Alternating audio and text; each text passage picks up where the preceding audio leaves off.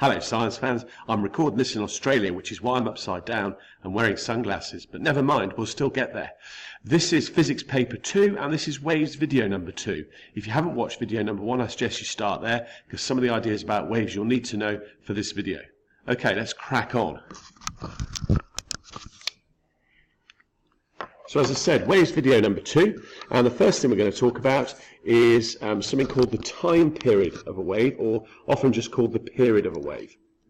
We use the letter capital T for that, and basically the time period or period of a wave means how long it takes for one complete wave to pass a fixed point.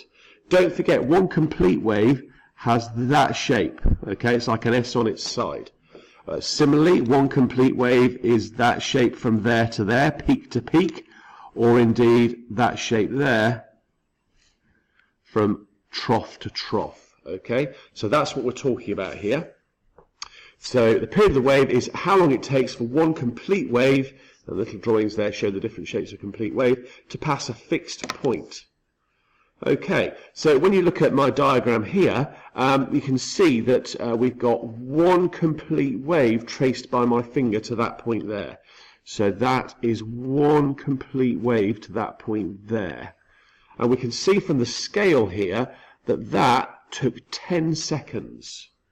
Okay, so we can say that one complete wave was 10 seconds, so we would write the period of this wave is 10 seconds. In a calculation, we would write T equals 10s. T for the period of the wave, S for seconds. Related to the period of a wave is the frequency of a wave. And for frequency, we use the lowercase letter f. The frequency means the number of waves passing a fixed point in 1 second. So it's similar to the period, but quite different. I've got a fairly terrible drawing that I drew here, apologies for this, but you can see that we've got a similar graph to above where we've got the time in seconds along the x-axis and we've got a number of waves passing by. This time, where you can just see there, I've got the letter number 1 and that is 1 second on our trace.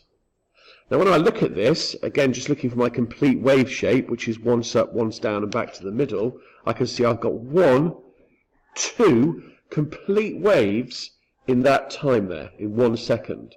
So here we have 2 waves passing by in 1 second, so we call the frequency of that 2 waves per second, or 2 hertz.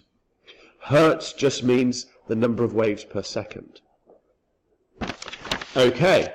As I mentioned, period and frequency are related to each other, they are linked, and we have a nice little equation. You're given this equation in the exam, so you don't need to learn this, but you need to be familiar with it and how to use it, because it often comes up.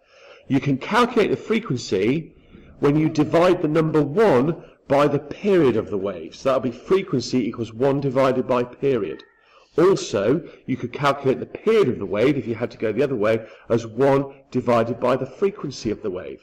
So it's the same equation the other way around. There's a triangle that goes with that to help you do it, so that 1 is at the top, and you've got frequency and period at the bottom, and don't forget that line means divide. Finally, wave speed. Waves travel along at different speeds. If you imagine looking out to sea, you can see waves moving along, and you can actually calculate the speed of those waves if you know the frequency and the wavelength. So wave speed equals frequency times by wavelength.